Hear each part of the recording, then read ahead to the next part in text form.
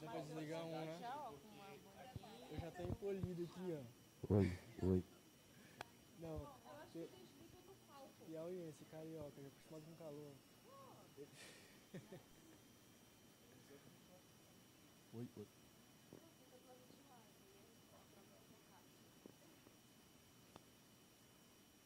Ah, é, tem outro, né?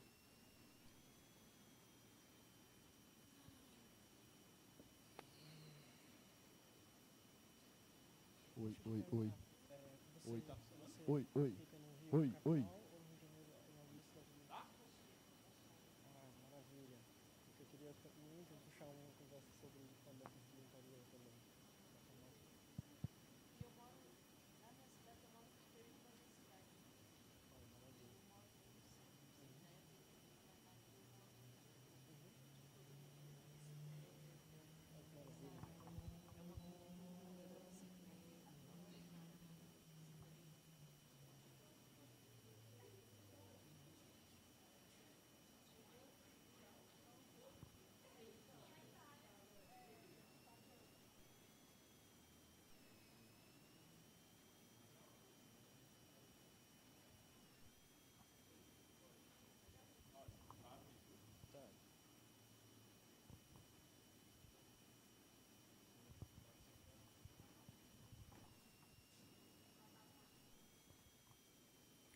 Bom dia, gente. Vamos começar a mesa temática sobre cinema, formação e mercado.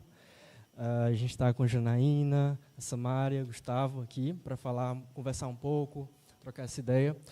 Estamos indo aqui para o último dia de Piranhão, né? A mostra que está sendo incrível, assim, vários filmes interessantes, tem uma curadoria muito legal.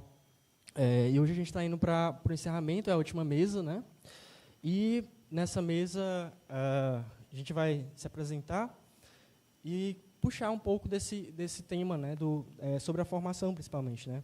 A gente quer expressar também nosso profundo agradecimento aos parceiros, né, que tornaram possível o evento, né? A gente conta com o apoio do projeto Paradiso Multiplica, Tarrafa Produtora, APAM, Corujão Production, Cultura na Faixa, Centro Cultural do Centro, Papardelli, Secretaria da Cultura, Secult, Governo do Piauí, Cardume, Display, Instituto Federal do Maranhão, UFMA, Regzin Downtown, Sesc, Senac, TV Garrincha, Águas Viena, Restaurante Picuí Sul, a Escola de Dança do Estado do Piauí e todas as pessoas que, direto e indiretamente, né, reverberaram nossa mostra aí mundo afora.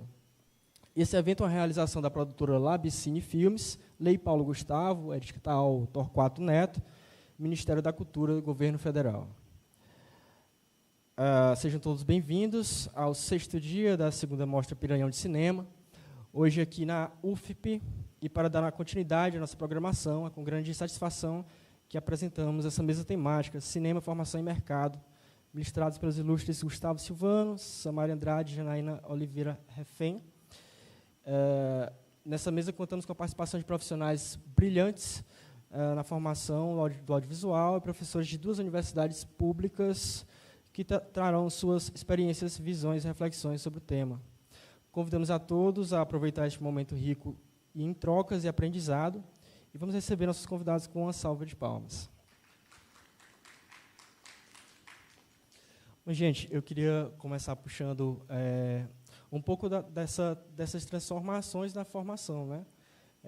Vocês que passaram pela formação no lado dos professores, né, por exemplo, acompanharam várias gerações, né? E a gente queria talvez começar o papo também falando um pouco sobre essas transformações de como já foi, né? E quais são as modificações em termos de acessibilidade, de formação, principalmente em termos das universidades, mas também de outros espaços de formação que, porventura, vocês tenham passado, né, dentro do cinema.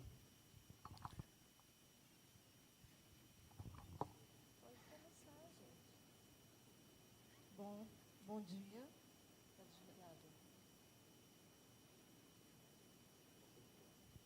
Fala. Bom dia. Bom, acho que o momento atual é um momento de muita transformação, tanta transformação que é um tanto instável, né? A gente ainda não sabe muito bem, não tem uma compreensão muito completa de tudo que está transformando, de tudo que está acontecendo, e nem exatamente que caminho que a gente vai daqui para frente. Mas essas transformações são transformações muito, acho que dentro do que interessa a gente aqui pensar, muito nas formas de produzir e nas formas de distribuir. E são transformações muito grandes. Acho que as universidades têm pensado nisso, tentado refletir sobre isso, né, embora com esse modelo ainda instável. Acho que a gente hoje já consegue pensar que a gente tenha modos de produzir que são bastante distintos de modelos anteriores. A gente já consegue pensar em muita gente produzindo. A gente vê num festival como esse, né, no Piranhão, o tanto de produção que a gente tem visto e o tanto de produção diferente que a gente tem visto. Então, acho que Monteiro falou, numa das mesas, que a gente tem uma vontade de produzir, né? Então, a gente tem visto isso e a gente tem já algum jeito de produzir, podemos pensar que temos alguma cena para a produção. Né? Por outro lado, a gente tem uma distribuição ainda muito difícil. Distribuir é caro, distribuir é complicado, e a gente tem, na distribuição, ainda um gargalo muito grande para pensar. Nossos filmes, tanta coisa que a gente não conhece, que uma mostra dessa a gente consegue conhecer, né? E a gente vai conhecer nesses momentos só, e ficam só aqui, nesse momento. Como é que a gente consegue chegar para mais gente? Como é que a gente consegue distribuir esses filmes, que são tanta coisa interessante para a gente ver e para discutir, e diferente? Eu penso assim, a coisa de cinemas, né? Não, nós não temos cinema, nós temos cinemas. Várias formas de cinema, e a Mostra Piranhão é uma mostra grande disso. Lembro até a Dácia, que é uma das curadoras, né? Há um tempo atrás, a gente entrevistou a Dácia na Revestres para uma matéria sobre cinema em Picos, a produção de cinema em Picos. E aí a gente perguntou assim para ela, o que eles fazem é cinema? É uma pergunta muito normativa, até, né? Mas a gente depois se perdoa pensando assim, mas às vezes o jornalista pergunta não pela pergunta, pergunta pelo que vai ter de resposta. Né? E ela respondeu, não existe cinema, existem cinemas. Né? O que eles fazem é cinema, é um cinema. Né? Então, acho que é isso. Assim, a gente tem um momento de muita mudança, a gente tem um momento de muita produção, e a gente tem que pensar sobre distribuição. Não me apresentei, né? Não é? Porque tem um pessoal que está vendo na transmissão. Eu sou Samária Andrade, sou formada em jornalismo na UFP, tenho mestrado em comunicação na UFP, doutorado em comunicação na UNB, e na UNB tem curso de cinema, né? E sou professora e pesquisadora da UESP, Universidade Estadual do Piauí. Vou começar me apresentando. Meu nome é Gustavo Silvano Batista, eu sou professor de filosofia aqui na Universidade Federal. As pessoas poderiam se perguntar, né, o que um professor de filosofia está fazendo envolvido com cinema, né? Mas eu tive a oportunidade, na graduação, de fazer filosofia no Rio de Janeiro, na PUC-Rio. E, na época, na PUC-Rio não tinha curso de cinema, tinha apenas rádio, enfim, os cursos mais clássicos, as habilitações mais clássicas, né? E o cinema, na época, se reduzia a 4 disciplinas, e eram disciplinas abertas para qualquer aluno da universidade. E eu fiz as 4 disciplinas, né, que era cinema, história do cinema, introdução, documentário, filme publicitário, né? E foi uma experiência que me marcou muito. Aí, a partir daquele momento, né, eu acabei, enfim, pensando o cinema como uma experiência de pensamento, né, e não apenas como a maior diversão, né, como diz o Severiano Ribeiro, né, ou uma indústria, né? Então, a minha aproximação se deu por aí, e eu pude, aqui na Universidade Federal, né, desenvolver um pouco de pesquisa relacionada ao cinema no curso de pós-graduação em comunicação, né? Mesmo a tradição aqui da universidade ser jornalismo, né, mas há uma abertura ainda bastante tímida ao audiovisual, né? E, claro, que é uma abertura tímida que produz grandes projetos, né? Eu acho que o Labicine é o melhor exemplo nesse sentido, né? De alunos que vão do jornalismo para o audiovisual de uma maneira brilhante, né? E, enfim, e, ao mesmo tempo, eu acho que tem um aspecto importante de dizer, né, tanto na pós-graduação quanto na graduação, né, que a universidade é o lugar do cinema também, né? Então, não no sentido de que as pessoas precisam da universidade para fazer cinema, mas que o cinema, né, que a própria universidade precisa do cinema para que ela seja melhor, né, para que ela possa, porque eu penso muito o cinema do ponto de vista do imaginário, né? Eu acho que o cinema produz imaginários, né? Não apenas representa o imaginário que há, né? E eu acho que seria uma primeira ideia essa, né? Quer dizer, nós estamos aqui preocupados em criar novos imaginários, né? E aí passa pelo que a Samária falou, né? Quer dizer, a questão da indústria do cinema, né? O cinema não é apenas, como dizia o Glauber, né, uma ideia na cabeça, uma câmera na mão, né? Mas é muito mais do que isso, é muito mais exigente, né? É um mercado, né? Está dentro de uma série de elementos, né, institucionais e governamentais, né? E isso eu acho que é uma reflexão que a gente tem que fazer, inclusive na universidade, né? Eu acho que seria um primeiro apontamento, né?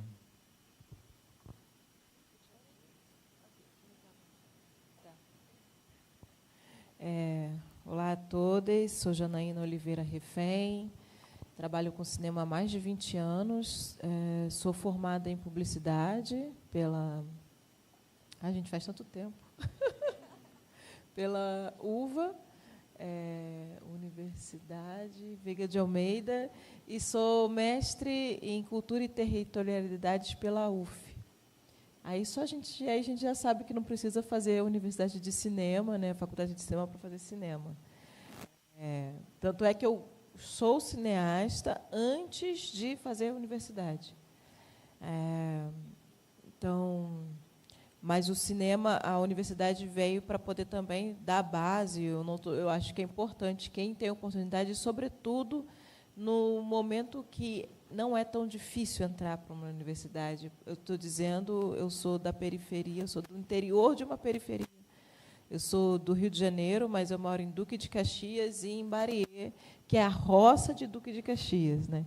Então, nasci lá, sou de lá, saí de lá para estudar, voltei, porque eu sou uma senhora de 44 anos, e, na nossa época, né, não tinha internet para na hora de estudar. A gente estudava com livro, biblioteca, enfim. E, para você ter conhecimento, você tinha que sair da sua casa para obter conhecimento. Então, não foi uma jornada fácil, e eu celebro muito, como vocês falaram, essa mudança, porque hoje a gente tem a possibilidade de aprender dentro de casa, a gente tem a possibilidade de aprender em qualquer lugar, né? Então, e as trocas são muito mais fluidas, as pessoas vão assistir essa live feita dentro da universidade, nos interiores, em qualquer lugar, sabe? Então, esse compartilhar do conhecimento é muito fundamental.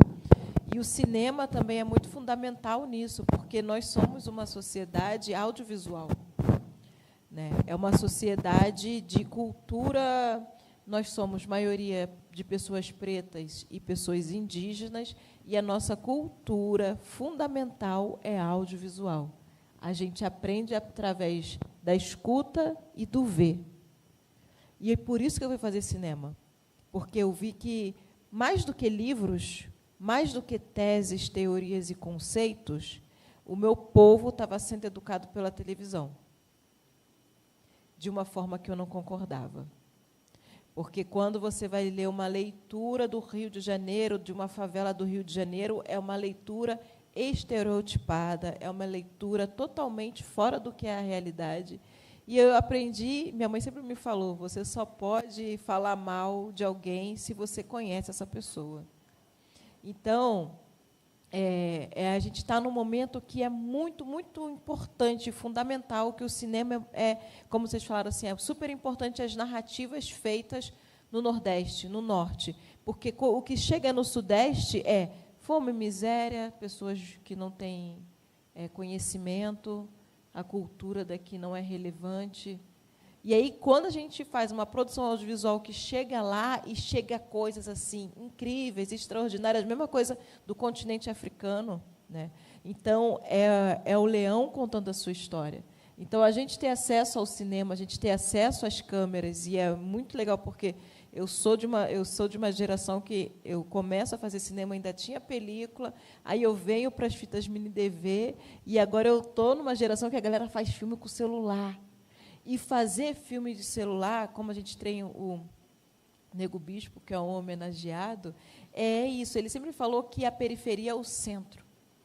E possibilitar essa viabilidade das produções audiovisuais da nossa forma, contando a história do nosso jeito, nos coloca no centro. E o cinema é uma ferramenta de poder extraordinária para nos colocar no centro, né? O Piranhão adorei estar aqui, estou muito feliz de estar aqui, real, porque eu vi filmes incríveis e que coloca essa região no centro, que é umas narrativas que não chegam lá e que, mesmo que eu viesse para cá para poder fazer um filme, eu não conseguiria chegar na sofisticação das narrativas dessa região, né?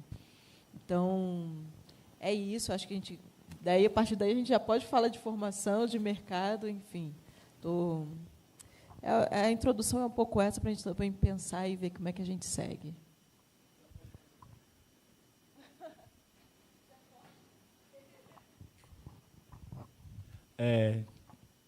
Porque eu tenho uma curiosidade, eu acho que essa mesa ela foi muito impulsionada por isso, assim, que é mais a partir das experiências de vocês, né, dos lugares de vocês, do tempo, né, no caso da Samara e do Gustavo, dentro da academia, como que vocês podem identificar um início, né, como que seria, vamos agora fabular, como que seria a implementação de um curso de cinema dentro da universidade e quais são os impactos, assim.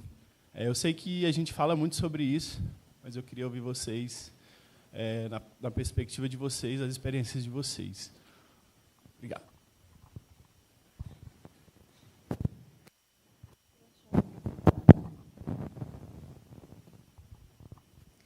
Bom, nós temos alguns cursos de cinema no Brasil, né? Aqui no nosso estado nós não temos o curso de cinema. Nós temos curso de jornalismo na UFP e na Federal, curso de artes na UFP.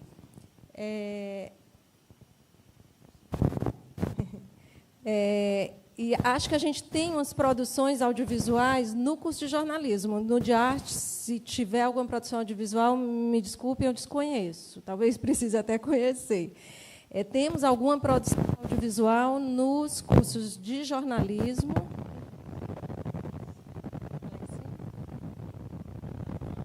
Lá em cima. Só um minutinho, estão tentando resolver aqui um problema no som.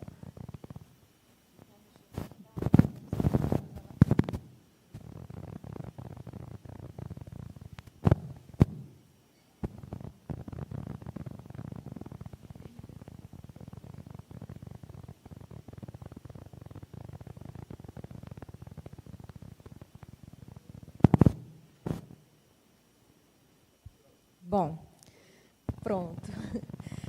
Nos cursos de jornalismo, nós temos essa produção audiovisual, que às vezes tende muito mais para o jornalismo mesmo do que para alguma coisa mais de ficção. Mas aí a gente tem uma proximidade ali com o documentário também, né? Termina fazendo um cinema um tanto documental.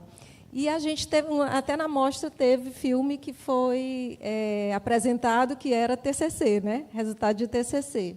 Então, já é muito positivo. E eu achei super interessante aquela conversa, pós aqueles filmes, que a Louise Stephanie, né, que apresentou o filme, que era um resultado de TCC, e aí, falando sobre como produziu, ela disse uma coisa tipo, falou do tempo, levei de 1 mês a 6 meses, 4 meses para produzir. E o tipo A, que estava na mesa, disse assim, não, você levou 17 anos para produzir. Né? Porque é uma vida toda que se leva a gente pensando, a gente refletindo, para conseguir produzir o que a gente produz. Acho que aqui, para a gente já tem algumas experiências com oficinas, com algumas coisas assim mais práticas, que são super importantes, né, que a gente precisa treinar, a gente precisa praticar. Praticando é que a gente vai experimentando e testando e chegando em propostas em locais que a gente não pensa se a gente não pratica.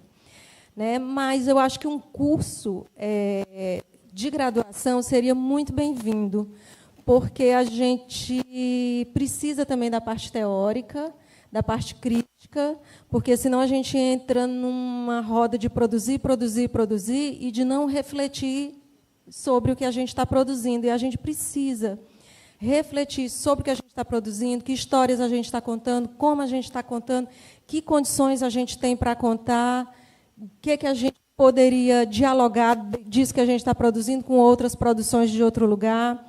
Que eu acho que um curso de graduação vai trazer muito desse lado para a gente, da gente fazer essa reflexão teórico-prática, porque, na verdade, não estão separados, né? Estão juntos. E um curso de graduação, acho que nos dá essa condição da gente ter esse espaço, esse tempo e esse momento de vamos refletir criticamente sobre isso aqui que a gente tem feito e que a gente tem produzido. É um pouco nessa linha também, que eu acho que, quando o cinema está na universidade, é uma área do conhecimento. Né? E o conhecimento não é apenas, né, os filmes que são produzidos, mas é também o que é pensado a partir dos filmes. Né? Eu acho que o cinema é uma área interdisciplinar, ela dialoga com várias áreas. Né? Aqui no Brasil existe uma tradição, né? Eu acredito que o primeiro curso seja da Federal Fluminense, né? O primeiro curso de cinema no Brasil. Lá é um curso independente, é um departamento com 40 pessoas de cinema e vídeo, né, que fazem coisas incríveis. Né, e eu acho que é um curso que sempre dialogou com as ciências sociais, né, com a economia, né, assim como a experiência de Brasília, né, que eu acho que a gente pode lembrar aqui, homenageando o Vladimir Carvalho, né, que faleceu esse ano, que trouxe aí como o curso foi marcado pela política, né? Imagina um curso de cinema na capital federal, com os militares no poder, né? E todos os problemas que isso gerava, né? Isso para a gente ver como o cinema é perigoso também, nesse sentido positivo, né? E assim como a USP também, né? Com a sua tradição, né? Sendo que na USP não é um curso independente, é um curso dentro de rádio, TV, né? Que também diz muito sobre São Paulo, né? Mas eu acho que, pensando na nossa universidade, né, esse diálogo com o jornalismo é fundamental, justamente porque eu acredito que o carro-chefe seja o documentário. Né? Quer dizer, pensar o documentário, né, não só como uma produção, né, de filmes, não só como né, realizar produtos, mas pensar o produto. Né? O produto aqui é um termo técnico, né? A CAPES usa produto também, né? Mas é justamente a produção como objeto também, como eu falei antes, né, da experiência de pensamento, que a gente possa se ver, né, nessa produção. Eu acho que isso é importante, né, para a universidade, no sentido que esse conhecimento, né, precisa ser, né, produzido, mas, ao mesmo tempo, eu acho que a universidade tem uma contribuição do ponto de vista profissional. Né? Eu acho que, do ponto de vista da profissionalização, né, a universidade também tem esse papel tradicional, né, e acho que já passou da hora da UFP, por exemplo, onde eu estou trabalhando, né, pelo menos ter a habilitação no curso de comunicação social com professores de cinema. Né. Quando você estava falando, eu estava lembrando, quando eu fiz essas disciplinas, foi no ano 2000. Então, foi justamente aquele boom do Central do Brasil e o começo da... Assim, o cinema sempre foi muito direcionado ao Nordeste, com todos aqueles problemas que você falou, né, de uma certa visão estereotipada do Nordeste, e parece que a câmera vira para as comunidades, para a periferia, né, das grandes cidades, e o olhar parece que é o mesmo, né, estereotipado, problemático, né, até que as pessoas da periferia começam a fazer cinema, né, que é o ponto, que é agora, né? Então, e junto com isso, eu acho que tem um elemento que a Samara falou, que é a digitalização, né? Quer dizer, a gente sai lá da película, né? Se a gente for pensar, por exemplo, no curso da UF, quando só existia película, quem fazia cinema era bilionário, tinha que ter muito dinheiro, né? Claro, né? A gente sabe que quem faz cinema de película no Brasil tem muito dinheiro ou tem um patrocínio muito grande, né? Eu lembro aqui do Eduardo Coutinho falando, né? Ainda bem que tem a câmera digital que me salvou, né? Eu lembro da PUC, uma vez foi dar uma palestra, me salvou, porque eu não tenho dinheiro, eu não sou rico, eu não tenho herança, e eu quero fazer cinema, né? Imagina, Eduardo Coutinho falando isso, né? E acho que aqui também, né? No caso, eu lembro aqui o livro da Carla Holanda, o documentário no Nordeste brasileiro, que é um clássico, né? E o capítulo sobre Piauí é 3 páginas. Né? Claro, tem o trabalho do Douglas Monteiro, né? Desculpa, do Douglas Machado. E aqui eu queria só fazer um parênteses em relação ao Douglas, né? que está inserido nessa indústria do cinema, mas que também se preocupa com a formação de público. Né? Eu não sei se você sabe, mas aqui havia um trabalho dele, né? No cinema de shopping, onde havia mostras de formação mesmo, né? Uma coisa assim, inusitada, e acho que no Brasil nunca vi cinema de shopping passando cinema italiano, iraniano, enfim. E o Douglas Machado fez esse trabalho e foi interessante, e isso eu acho que para o nosso cinema do Piauí é um ponto importante, porque as pessoas querem ver os filmes, né? Eu acho que muito do que você falou também, fiquei pensando, né? E, ao mesmo tempo, eu acho que a produção precisa desse trabalho, eu acredito que a universidade pode contribuir com isso, né? Eu não vou chamar profissionalização, mas de que o cinema possa cada vez mais se consolidar aqui no Estado, né? Eu acho que é um ponto que é dentro da sua questão, né? Mas eu acho que ele ganha na universidade no diálogo com as outras áreas. Eu não consigo pensar o cinema de modo disciplinar, mas como uma área que está o tempo todo saindo das suas bordas, né?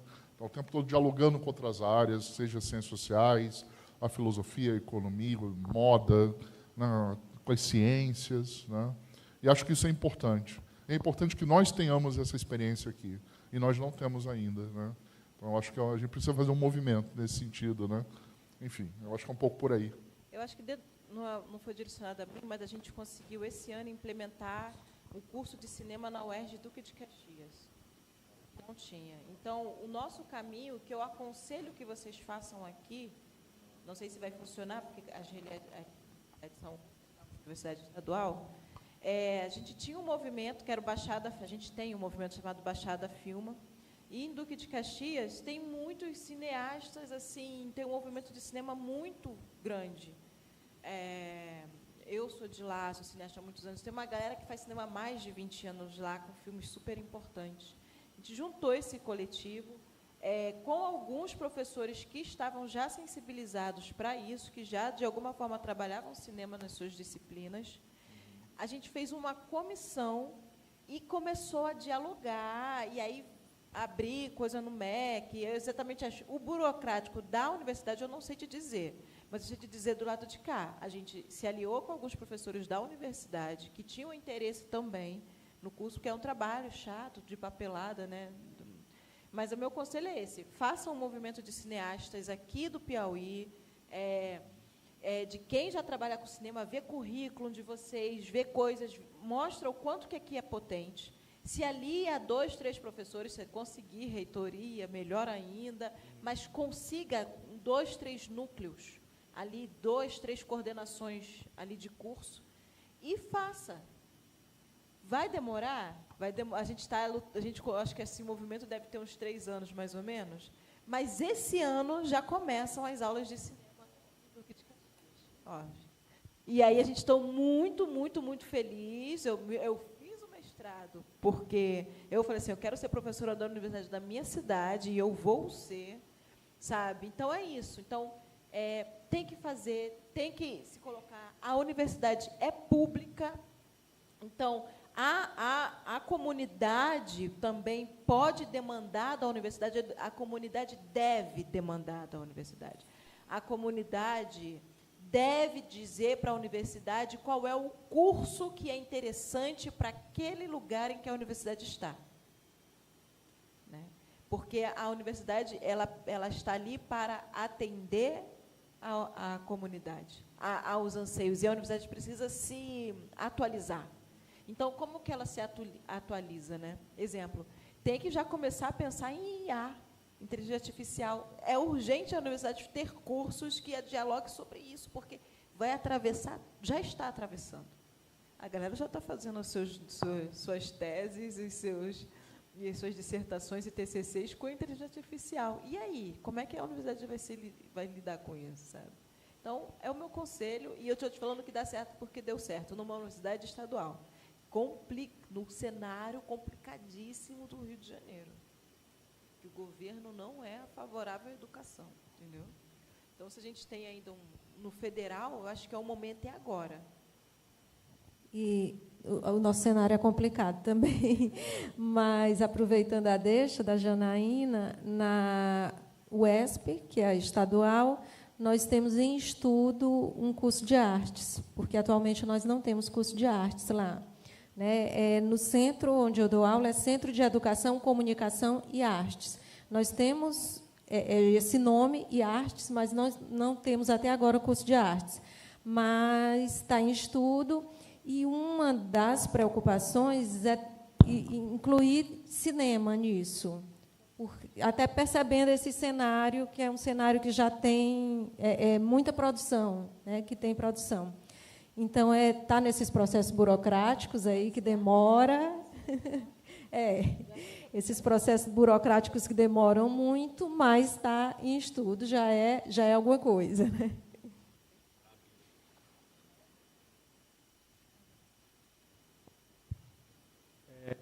Já está.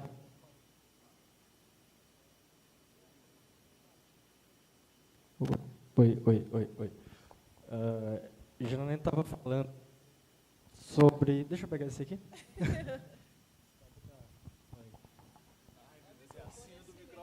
Assina do microfone aqui. Sobre ter vindo do interior do Rio, né? E fiquei pensando também em outras trajetórias de formação que não passam pela universidade, né? Aqui, por exemplo, no Piauí, a gente não tem um curso de cinema, e tampouco os espaços de formação também são bastante escassos, mesmo na capital, né, Teresina.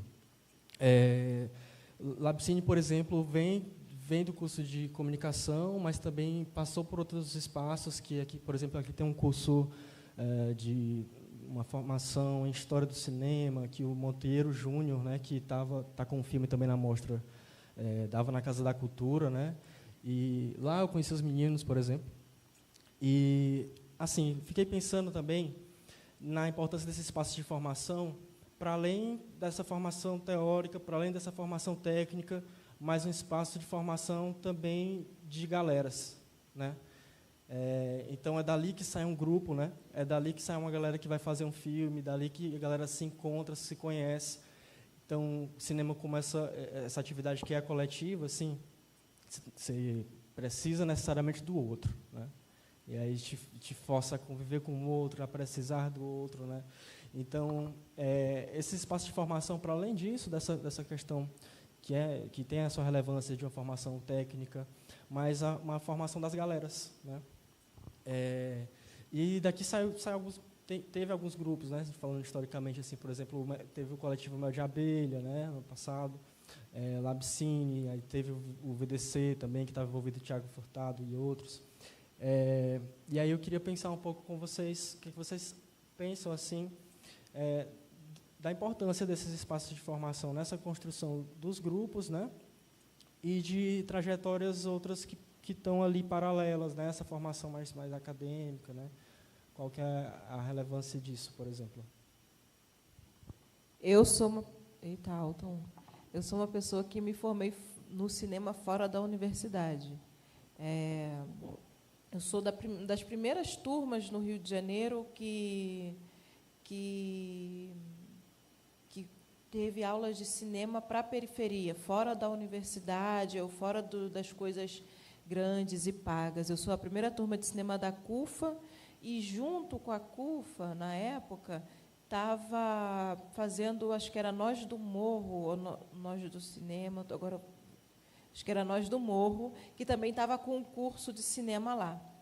E a CUFA, assim, antes de a CUFA existir, a CUFA era uma sobreloja num negocinho pequenininho, uma salinha pequenininha ali. E foi ali que essa turma saiu, a galera que fez o Falcão, Meninos do Tráfico e tal. E aí, ali eu começo a estudar cinema. Ali eu viajo 3 horas da minha casa para poder chegar no curso. Era 6 horas de viagem, 3 indo, 3 voltando. Passava a tarde estudando para poder ter acesso a esse conhecimento. Saio desse curso com o meu primeiro filme, que chama Rap de Saia, que conta as histórias das mulheres rappers. Eu era rapper na época, né? E aí conta a história das mulheres rappers, e é um documentário. E aí eu fiz com a turma que eu estudei. E aí é isso. A importância desses cursos de formação populares, eles te dão essa coisa de você conhecer, fazer rede e trocar informação, né? E ali, nesse curso, eu aprendi a fazer um pouco de tudo. Então, hoje, eu sou professora, já há muito tempo, né? Sou professora e dou aula desde o pensar cinema, voltado muito para o cinema negro, né, para a história do cinema negro e as construções do cinema negro e africano, até a distribuição. Então, esse ciclo todo, porque na nossa época a gente tinha que aprender tudo, né? Apesar que hoje eu acredito que é muito importante as pessoas se focar num ponto e se dedicar àquilo, mas também saber um pouco de como eu sou diretora e eu queria ser diretora, e eu acredito que para você dirigir você precisa conhecer a técnica, porque como que você vai orientar um profissional se você não sabe o que aquele profissional faz? Então, eu só vou exigir de uma fotografia o que eu sei que pode ser feito, de um som, né, de um roteirista. Então, para mim, um bom diretor ou diretora precisa entender, não precisa ser o especialista, mas precisa entender da técnica numa forma global. Então, é fundamental, então, assim, se juntar, procurar conhecimentos, porque na universidade, como foi dito aqui, é muito mais da teoria, é o pensar do cinema. E, geralmente, a universidade não te dá base técnica para você poder sair de lá, eu sou um super editor. Não, você vai precisar sempre fazer uma qualificação técnica. Mas o pensar sobre o que você está fazendo te faz você ter uma criação melhor.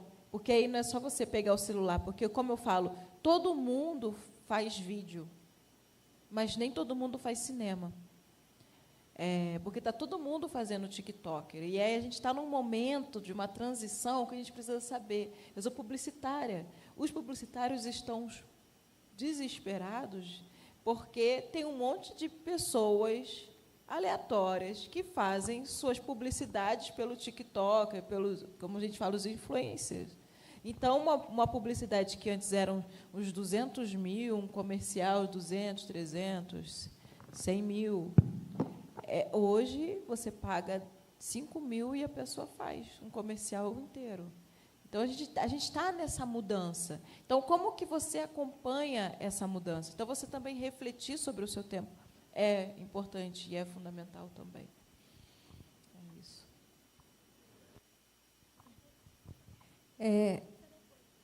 Eu fico pensando aqui, claro que são super importantes, né? Acho que é inegável essa importância da prática, já comentei, da prática que a gente vai experimentando e vendo possibilidades de fazer.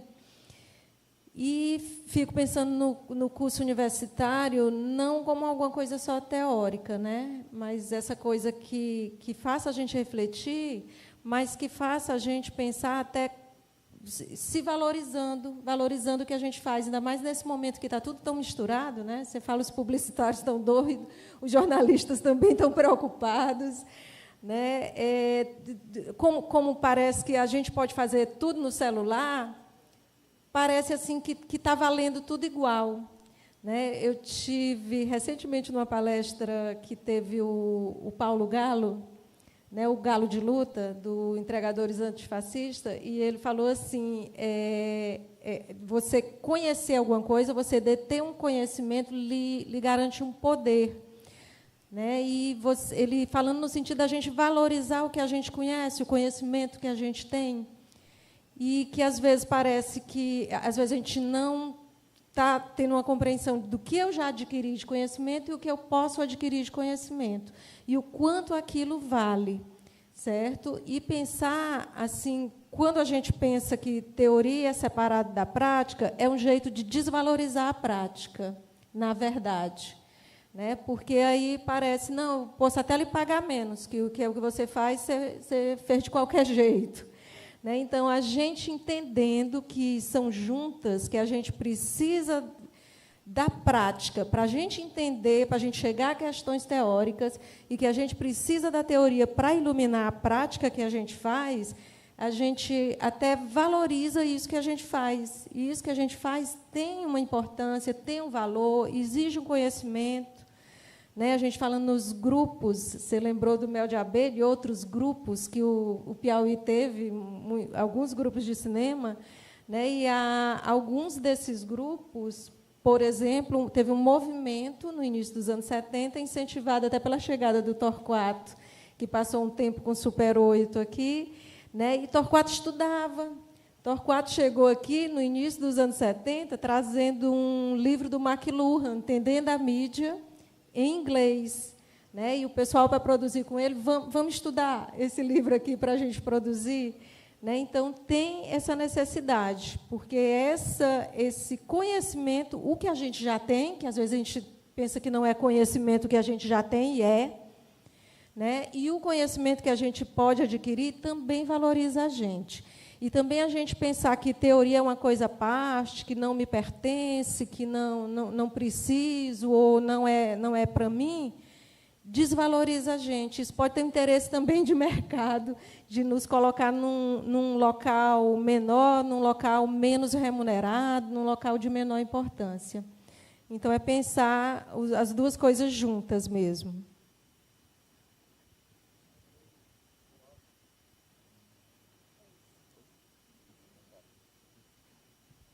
Eu acho que a gente está no momento também de revisão das teorias, né? Todo esse movimento de crítica colonial, né? Se bem que esse debate veio da Europa para cá, né? Então não sei até que ponto é decolonial ou anticolonial, né? Mas eu acho que é um pouco, né? A Janine lembrou do Nego Bispo, né? Eu acho que é um pouco essa ideia de uma teoria que sirva à prática e não uma prática que sirva à teoria, né? Eu acho que há uma dificuldade nesse sentido, né? Muitas vezes, na pós-graduação, o aluno ele quer provar a teoria dele, tenta encaixar ali um exemplo, um método. E, na verdade, tem que fazer o contrário, né? Eu acho que só a produção do Labicine, por exemplo, daria diversos trabalhos acadêmicos, né? Então, já dá, né? Então, mas voltando à questão do público, né, que a gente chama de público, né, eu acho que a formação das pessoas, né, a gente vive numa sociedade imagética, né, lembrando que a Janaína também tinha falado, né, e acho que isso facilita. Né, eu fico pensando, por exemplo, como que a televisão conseguiu, né, para o bem ou para o mal, formar uma série de conceitos, ideias, né, impôs uma série de coisas ali.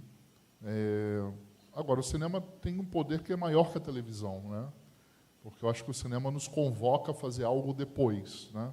Você assiste um bom filme, você sai dali mobilizado, né, ou mobilizada, né, eu acredito, né? E essa potencialidade pode ajudar as revisões de teoria, por exemplo. A teoria de cinema clássica que a gente estuda tem que ser revista, né? Não é só aquilo, não é só aquela experiência, né, que está lá no Ismael Xavier, né? Justamente, claro. Perfeito, perfeito. E, assim, novas referências vão surgindo, né?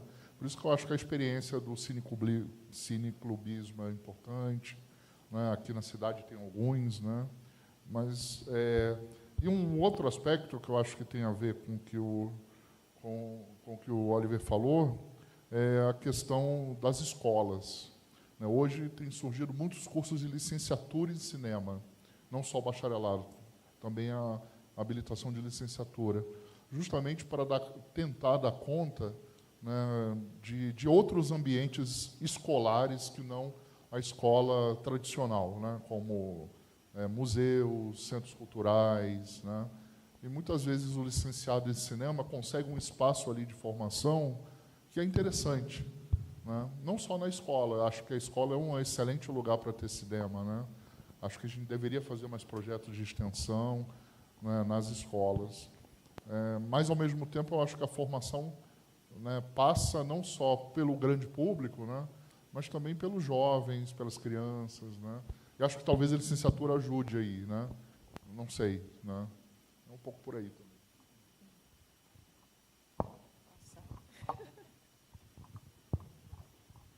Então, eu passei por alguns espaços de formação junto do Lab e da Oficinas. Eu acho que a questão das oficinas aqui é primordial. Teve muita gente, por exemplo, que saiu de uma oficina de som que teve no passado, que hoje que atua, está atuando, tem muita galera que está atuando depois dessa oficina com a parte de som, por exemplo, no audiovisual. Eu acho que essa questão do curso de cinema na universidade, né? Essa mesa talvez é um puxão de orelha, assim, né, na universidade. Eu fico pensando nesse espaço aqui, por exemplo, do Cine Teatro da UFP, né, falando sobre cinema, mas é raro, às vezes, que o espaço que é o Cine Teatro foi usado para cinema, né? Assim, a gente sabe que a gente passou por aqui, né? Mas essa questão de ter o curso específico de cinema na universidade é interessante porque o cinema entra nos outros cursos de uma maneira muito à margem, assim, né? Por exemplo, até por uma exigência do departamento, por exemplo, no departamento de sociologia, por exemplo, quem trabalha cinema lá é aquele sociólogo mais ali esquecido, né? E assim, para fazer a formação, para ter uma formação, para surgir galeras, para depois ir para essa atividade mais técnica, né? É super interessante, né? Que tem mesmo o curso de cinema em específico, né?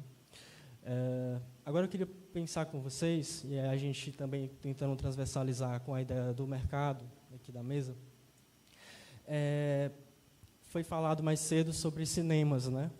Várias formas de dinâmicas de produção diferentes.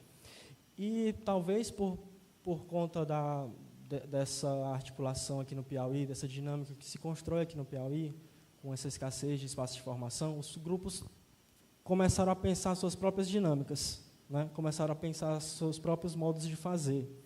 E não é só aqui, né? Assim, a gente tem exemplos no Brasil inteiro sobre isso. Territórios onde não tem tanto espaço de formação, mas tem grupos produzindo e começaram a pensar suas próprias dinâmicas de fazer. E aqui no Piauí, talvez um exemplo disso, tem o Labcine, né? O Labcine também dá uma oficina que é Dinâmica Labcine, que é exatamente a forma como o grupo encontrou de fazer suas próprias produções.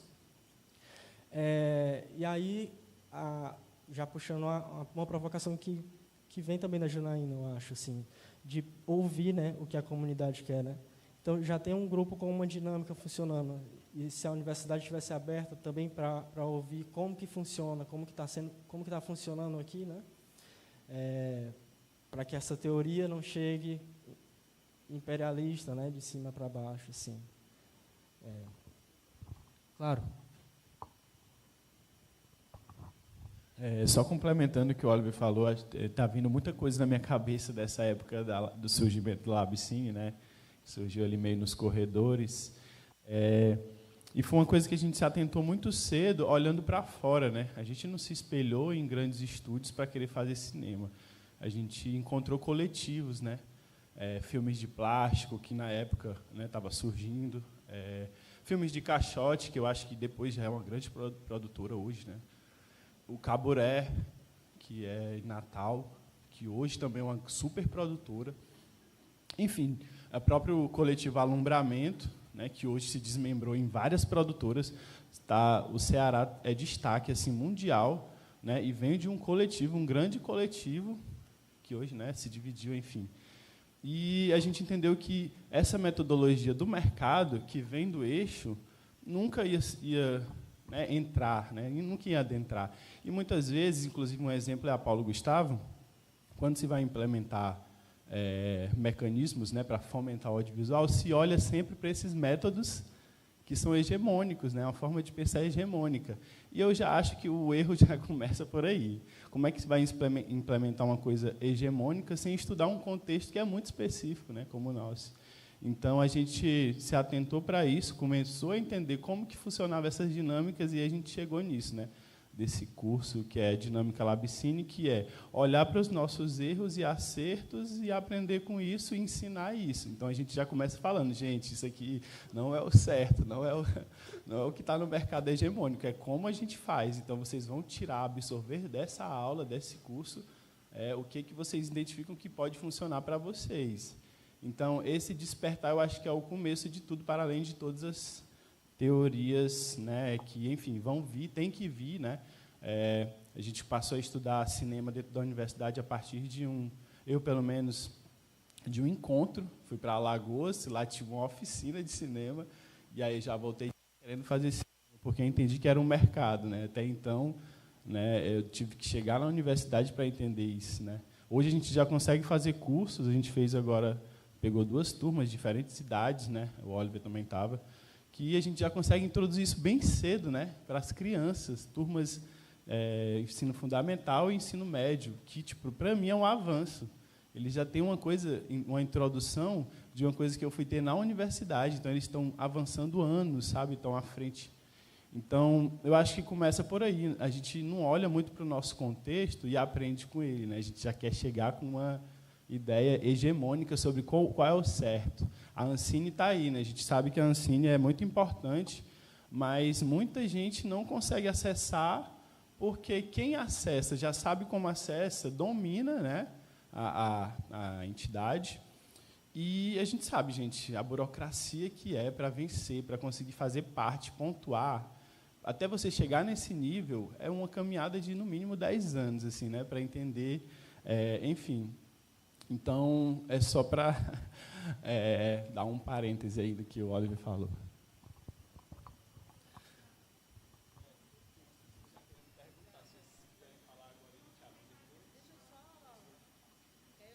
Pronto. Eu acho que assim, essas formações feitas do nosso jeito, como tu fala, é super importante. Eu, por muitos anos, trabalhei no Centro Afro-Carioca de Cinema, porque é isso, eu faço cinema desde... Eu aprendi a fazer cinema com pessoas pretas, trabalho desde então com pessoas pretas fazendo cinema, e nesse meu caminhar eu conheço o Zósimo Bubu através do meu primeiro filme. O Zósimo Bubu, a gente diz que ele é o pai do cinema negro, e não porque ele foi a primeira pessoa preta a dirigir um filme, mas porque ele foi a primeira pessoa preta a dirigir um filme com a temática para pessoas pretas. Então, uma pessoa preta consciente disso, fazendo filmes para outras pessoas pretas. Esse filme se chama Alma no Olho, e eu convoco todo mundo a ver, e é um documentário. E aí esse cara é um docu-ficção, é um negócio assim, que em 73 ele já estava sendo totalmente disruptivo. Então, eu sou filha desse cinema feito por pessoas pretas e periféricas. E aí é uma outra forma, que a universidade não tem condições, e nenhum curso tradicional de cinema tem condições de compartilhar. Não consegue alcançar. E é por isso que eu fiz mestrado, vou para o doutorado, porque eu quero ser essa pessoa, uma das, que vai trazer esse cinema para a universidade, para o diálogo, essa forma preta de fazer cinema. Como tem que ter aqui no Nordeste a forma nordestina de fazer cinema, porque o eixo Rio-São Paulo O Eixo Rio-São Paulo, ele não engloba a periferia, é um cinema de herdeiro. Então, esse cinema de herdeiro precisa... Eu não estou dizendo que ele não é bom, ele tem o seu espaço, e é um espaço super importante. Mas a gente precisa também trazer outros cinemas, como vocês abrem a fala falando. São outros cinemas, e esses outros cinemas precisam estar na universidade. Esses outros cinemas nascem fora da universidade, que é o cinema indígena, enfim. Mas esses outros cinemas precisam estar dentro da universidade com essas outras pessoas falando desses outros cinemas, porque se tem pessoas herdeiras na universidade falando de outros cinemas, é uma Cidade de Deus. É um Tropa de Elite. Entendeu? É o cinema estereotipado. Como a gente já tem pessoas, professores maravilhosos, antropólogos, né?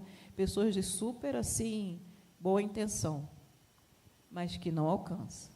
Se eu tenho alguém do Xingu aqui dando aula de cinema indígena, ali é uma aula de cinema indígena. Se eu tenho uma pessoa preta que já foi na África, que já tem a linguagem, que faz cinema negro, dando aula de história do cinema negro, eu tenho uma aula de história do cinema negro. Se eu tenho uma outra pessoa falando sobre, é uma visão externa do que é uma aula de preconceitos sobre.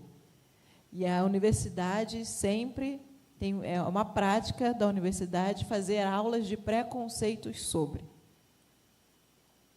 Então, a gente está aqui para poder mudar isso. Então, o trabalho que vocês fazem é fundamental aqui, sigam fazendo, né, das outros grupos que vão estar vendo a sua forma de fazer cinema é uma forma correta. Porque quando você vai assim, mas isso daqui, mas essa narrativa, uma narrativa de Encantado, aquele filme do Curupira que eu vi. Se alguém vai mostrar aquilo ali, vai falar assim, pô, que merda é essa, não sei o que lá, porque é o cinema clássico. E é assim, por isso que eu falei assim, o cinema clássico até que ano? O clássico deles. Qual o cinema clássico do Nordeste? É aquele filme do Curupira, aquilo ali para mim é um clássico. Qual o cinema clássico negro? Qual o cinema clássico indígena? Quais são os cinemas clássicos? A partir de que ponto de vista? Isso que a universidade não discute. A universidade, de todos os cursos de cinema, não discute ainda. Não tem uma matéria de cinema negro em nenhuma universidade. Não há. Não é que não tenha profissionais para. Não há interesse. Mas aí, Caxias está lascado, que eu estou lá. Mas, assim, é de fora para dentro. Então, o Labicine pressiona. E sem medo, sem medo. A galera que está vendo aí de outros estados, de outras regiões, pressionem a sua universidade, pressionem, vá lá no MEC, vá na sua Secretaria de Educação e fala, tudo bem, vamos respeitar, mas a gente faz produção aqui e a gente quer essa produção dentro da universidade, a gente quer essa linguagem, porque nós temos novas linguagens. A gente fez um curso pelo Centro Afro Carioca, que foi um curso de qualificação audiovisual, que participou aqui o Wesley, que participou Raquel Terto, que Raquel Terto aí é uma referência, ela é a embaixadora de Timon no Brasil. Enfim, e que a gente pôde qualificar, e, por sorte, esse curso ia ser só no Rio de Janeiro. E aí eu falo assim, a pandemia foi muito pesada, assim, mas a pandemia ela possibilitou abrir uma caixa, que hoje essa caixa não se fecha. Tipo, palestras com lives, isso não existia antes da pandemia, ou era muito pouco. Agora, isso é muito comum. O conhecimento foi difundido, tem muito conhecimento agora na internet por conta de uma tragédia mundial. Então, como que a gente se reinventa, né? Como que a gente está sempre... Então, é aproveitar esse momento, que esse momento a gente pôde qualificar profissionais negros do audiovisual em todo o território nacional, sabe? Então, e a gente considera as formações, eu não estou mais lá, porque hoje eu estou vice-presidenta da APAN, eu preciso focar sempre numa coisa para poder fazer bem feito, mas lá é um grande curso universitário, porque lá no Centro Afro Carioca de Cinema, a gente pensa o cinema negro, a gente teoriza sobre o cinema negro, a gente pratica o cinema negro. Lá é uma grande escola. Temos parceria com o Cefet, temos parceria com a UF, né, já tem cursos de extensões que acontecem lá. Então, são coisas... pode começar com um curso de extensão com o Labcine, que é simples. Simples. Se você conhecer algum doutorando, você pode estabelecer um curso de extensão de cinema com o Labcine. Pela universidade, a gente tem que começar a usar esse mecanismo, tem que começar a usar esse espaço. Tem que começar a falar, não, vou fazer sessões do Piranhão lá, vocês não estão usando, a gente vai usar.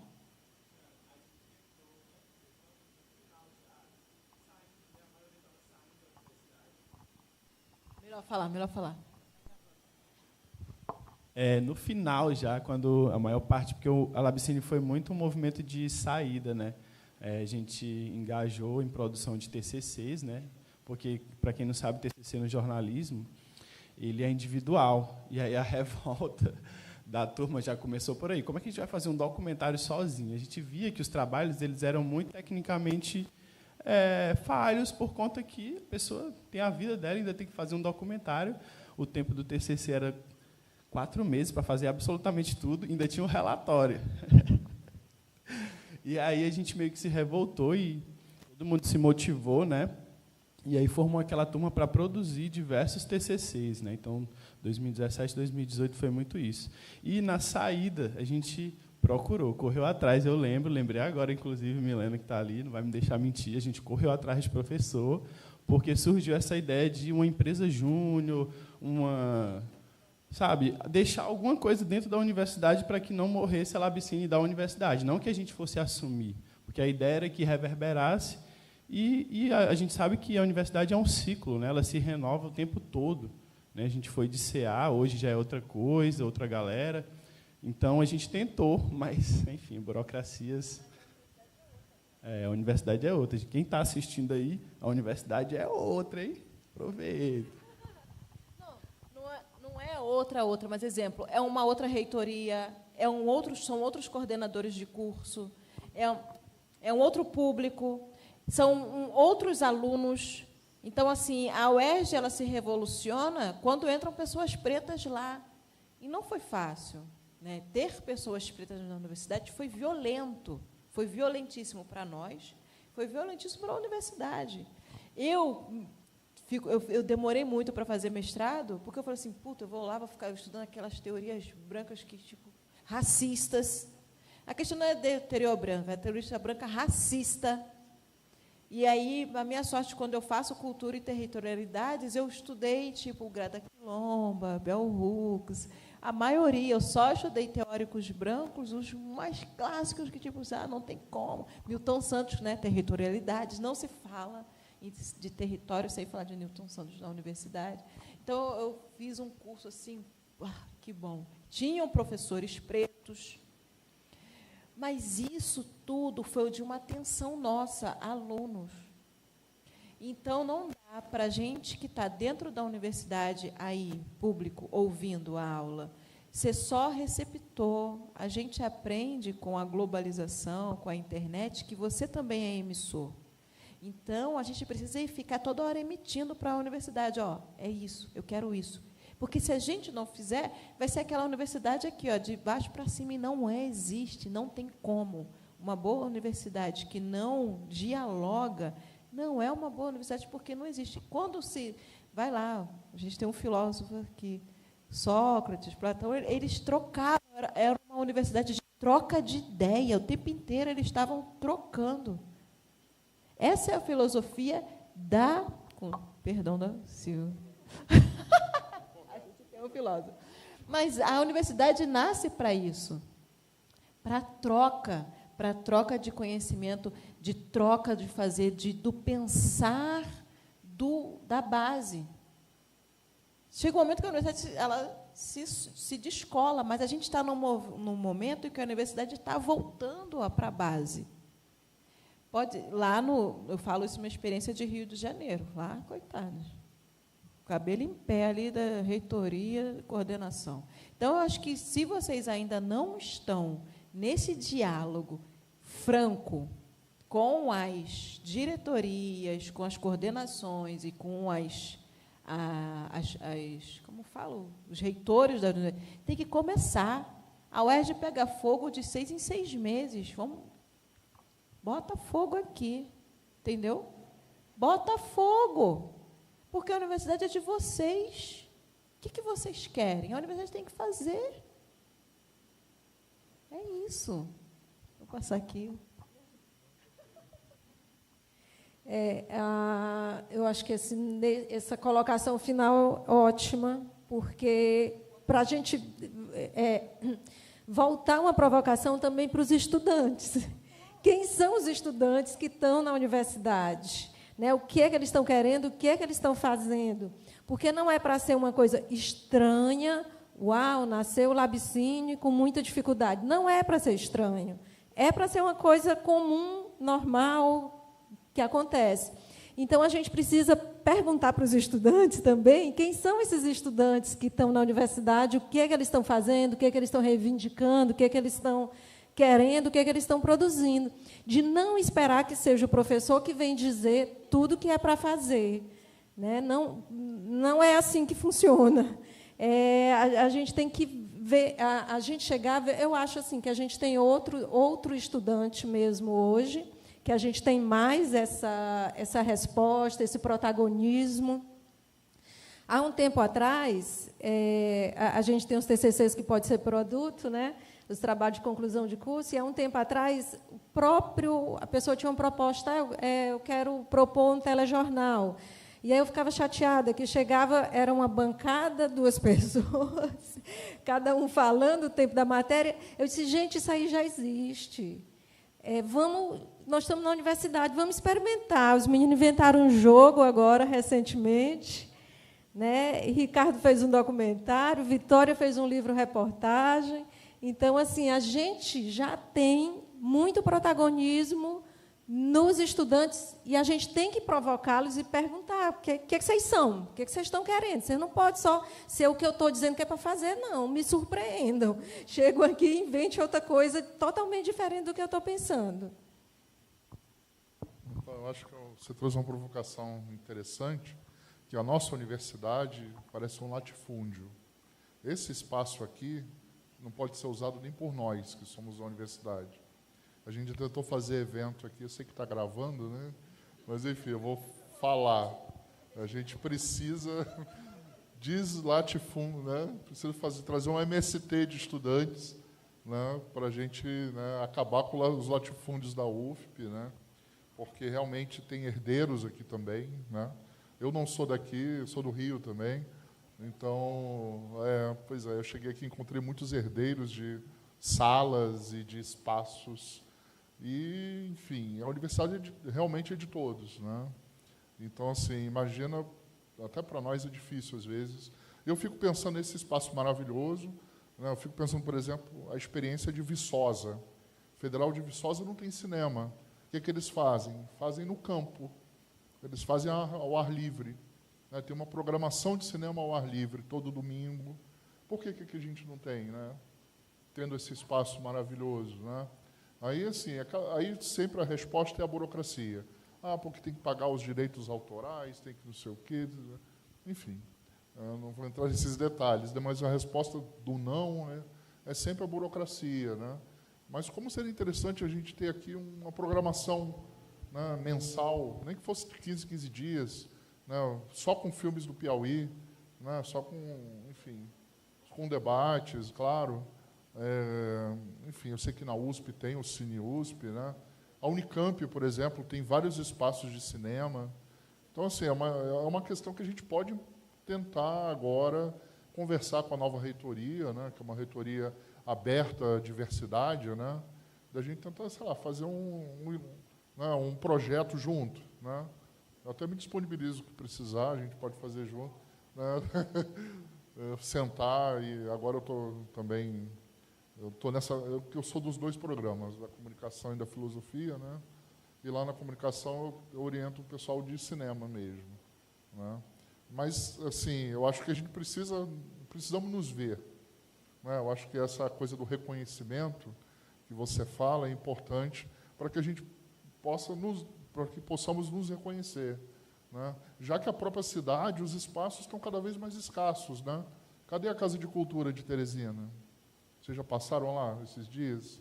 Aquele espaço maravilhoso, está lá, fechada, 4 anos fechada, assim, destruindo, né? Se autodestruindo. Espero que reabram, né? Mas os próprios museus que tem aqui, né? Então, eu acho que outros espaços mais privados, que têm problemas também na questão da ocupação. Então, aqui tem que ser um lugar realmente aberto, né? E acho que a gente está no momento de reivindicar isso, né? Porque há a sensibilidade de quem está no poder de poder abrir, né, a universidade nesse sentido, né? Acho que é isso. Fazer um parêntese, sem alongar, porque acho que não é o interesse daqui da conversa, mas as universidades dos centros maiores já têm todo o entendimento da extensão, de hora para extensão, e de que professores para fazer extensão. A gente, numa universidade menor, numa outra cidade, a gente teve uma greve no início do ano. Uma das reivindicações é que precisa reconhecer nossas horas de extensão, porque não é reconhecido. Então, a gente também está falando, para não só dizer os professores não estão fazendo, a gente está falando de professores sobrecarregados, onde não é reconhecido o espaço para extensão. Tá? Então, precisa deixar isso claro também. A extensão não vale nada do ponto de vista da pontuação, só vale a pesquisa. Isso tem que mudar também, isso tem que mudar no MEC, lá no CAPES, CNPq, né? Eu acho que está havendo um movimento de mudança, porque estão surgindo mais editais de extensão, mas a extensão, do ponto de vista das avaliações, não pontua, né? Ou não pontuava, né? Acho que agora vai começar a pontuar, né? Eu espero que sim. Enfim, vamos lá, essa questão. Bom dia. Eu sou Vitória, recém-graduada da Universidade Estadual do Piauí. E dessa minha experiência de terminar o meu curso, a gente acaba esbarrando no que a professora e ele tinha falado, né? A gente pode fazer outras produções para além de um TCC. Livro, documentário, podcast. E eu lembro que, quando eu estava nessa fase final, uma das coisas que a professora Samara tinha apontado era que, como você quer fazer um podcast sem ouvir podcast?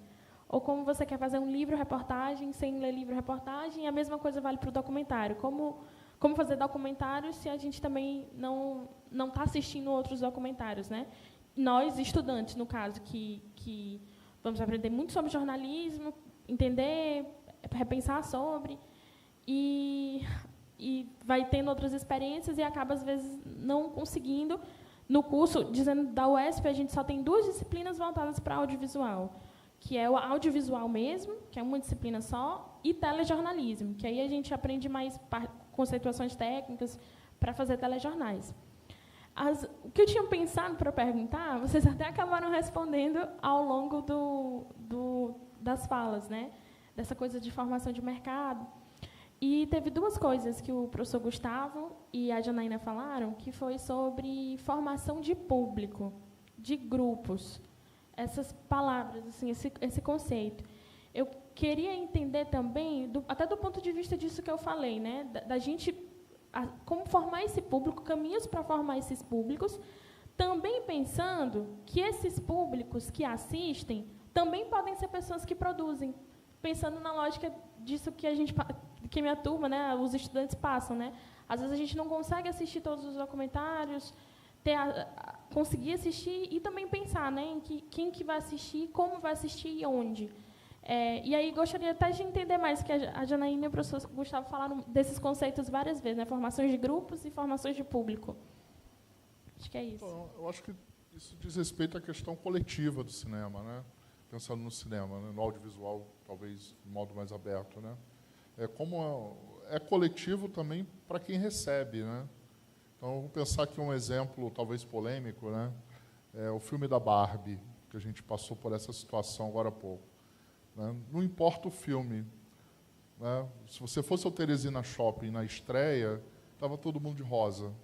Então, o filme se comunicou, sem ninguém ver, né? Por diversas estratégias que a Janaína pode explicar melhor do que eu, de marketing, de publicidade. Tinham senhoras de idade, senhores de idade rosa, comendo sanduíche com rosa. Né? E o filme... Uhum. Sim. Sim. Pois é, justamente. E aí você vai ver o filme, eu vi o filme, por acaso, estava indo daqui para São Paulo, aí eu fui ver no avião. Eu fiquei horrorizado com o filme, assim, por diversas razões, né? Mas por que esse filme fez tanto... Teve público para esse filme, né? Eu não consegui terminar de ver, mas, enfim, deu para ter uma noção, nada contra quem gosta, nada. Minha sobrinha adora, etc. Né? Mas, assim, eu penso a desproporcionalidade, talvez, de alguém, sei lá, que espera um pouco mais, né, do cinema, como a gente encontra. Né? A gente é surpreendido porque a gente espera um pouco mais. Né? Mas num filme que não tem nada demais, no ponto de vista da indústria, né? Ali segue direitinho o roteiro americano da indústria, da temporalidade, etc., e que se comunicou. Né? As pessoas nem tinham visto. Bom, será que isso pode ser, né, pode ser uma experiência para todo e qualquer cinema? Eu acredito que não. Mas, ao mesmo tempo, a questão do grupo, né? Eu acho que é a coisa do reconhecimento, me parece. Né? É uma questão, talvez, filosófica. Aí, né? A coisa de você se sentir parte, né, daquela performance. Né? Enfim, eu acho que é um pouco por aí. Né?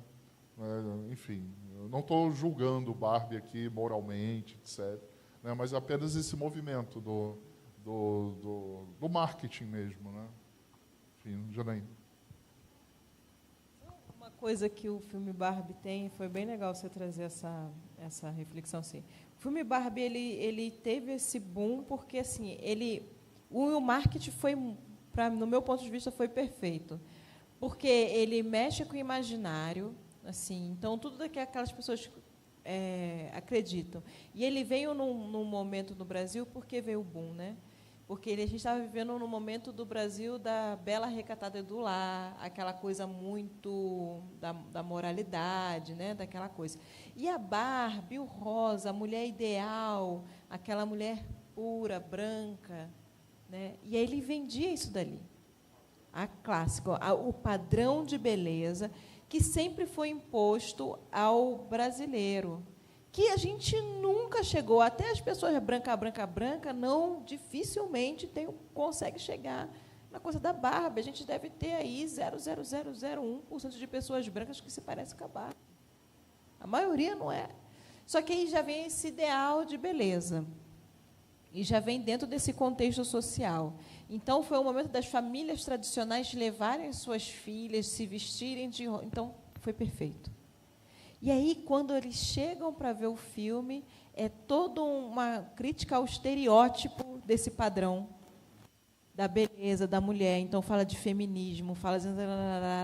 E a família clássica brasileira sai do cinema revoltada. Eu achei de uma genialidade esse filme, e é uma coisa que a gente precisa aprender. Teve uma consultoria que eu dei de roteiro que foi mais ou menos nesse sentido. Que vai ser lindo esse filme quando sair. Mas, exemplo, você precisa, quando você vai criar uma história, você tem a história que você vai filmar e a história que você vai vender. Na publicidade é a mesma coisa, um suco horrível. A gente vai colocar aquela pessoa bebendo suco, ai, que delícia. Aí você vai comprar aquele suco. Gente, Coca-Cola. Coca-Cola é morte líquida. Mas, pô, as pessoas gostam de Coca-Cola, não porque você bebe uma Coca-Cola, Coca-Cola arde todo aqui o seu esôfago, você fica arrotando. Não é confortável beber Coca-Cola. Mas todo mundo adora, porque a gente conseguiu vender a ideia da sensação. E todo mundo quer ter esse prazer e sensação. Eu sou uma vendedora de morte, eu sou publicitária, eu consigo fazer com que vocês morram sorrindo e que vocês paguem para morrer.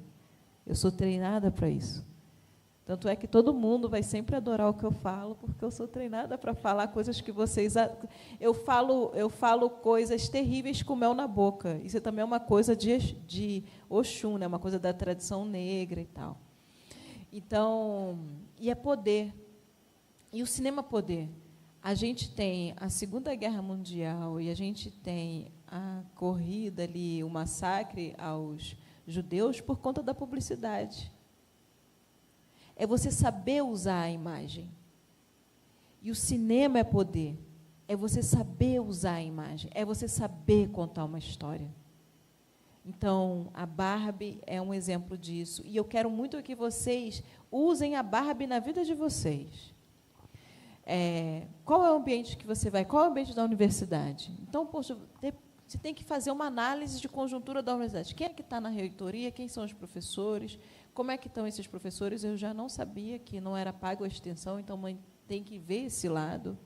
E a gente sabe que a educação é uma coisa terrível. Ser professor é a profissão mais importante do mundo, porque todo mundo precisa passar pelo professor, então deveria ser a melhor remunerada, mas não é. Então, a gente fazer essa análise de conjuntura e saber, nessa reitoria, se eu chegar lá mais bem vestido, se eu não gritar, entregar um papel, eu vou ser mais ouvido? Ou lá eu preciso gritar, qual é a embalagem do seu produto? O que eu tenho que dizer para eu poder botar um cinema aqui? Eu preciso falar o que você quer ouvir. Agora eu vou fazer o que eu quero. A gente precisa entender essa inteligência. Quando você está conquistando uma pessoa, você vai se vestir do jeito que aquela pessoa gosta, você vai falar direitinho, vai se comportar, ou até você vai beber, você vai fumar, você nem bebe nem fuma. Entendeu? Aí você conquistou aquela pessoa, e depois você começa a não se arrumar, a não mais beber, a não mais sair. Já conquistou. É isso, a vida é um pouco disso, né? E o cinema é isso. O cinema é magia. Qual é a magia que você vai lançar? Né? Você precisa entender a magia, você precisa entender o encantamento para poder trocar. Né? Então, como você vai fazer formação de público? Às vezes você precisa fazer formação de público para poder trazer um filme de uma reflexão cabeçona, mas aí você vai fazer um trailer, você vai fazer uma chamada, né, que vai chamar aquele público ali. Tipo, gente, aqui é um filme de forró. Vai chamar geral, né? Vai ter uma banda de forró tocando no final. Você fez formação de público. O que você quer fazer para fazer um coletivo? Dentro da sua análise ali daquele público, o que interessa para aquele coletivo? Não, então vai ser um coletivo de fotógrafos, a gente vai aprender a tirar foto, e aí você começa com foto, depois você coloca as outras coisas que você já... Exemplo, meu filho, ele é fute-letras. Todos os meninos querem jogar futebol. Aí eles fazem uma turma de 20, um pouco mais, uma galera assim, e aí, como é grande, então tem que, enquanto um está jogando, o outro está lendo o livro. O seu descanso é ficar lendo o livro, e você precisa ler o livro para poder jogar futebol. Entende? Então, como que você cria formação de plateia? Como que você chama? Como que você chega? Né? É sendo a Barbie. Entendeu? É o filme da Barbie. Acho que é isso. Mais algum? Bom dia. Eu vou fazer uma pergunta especificamente, acho que primeiro para a Jana, depois para os professores. Eu sou a Cláudia, eu sou do Maranhão.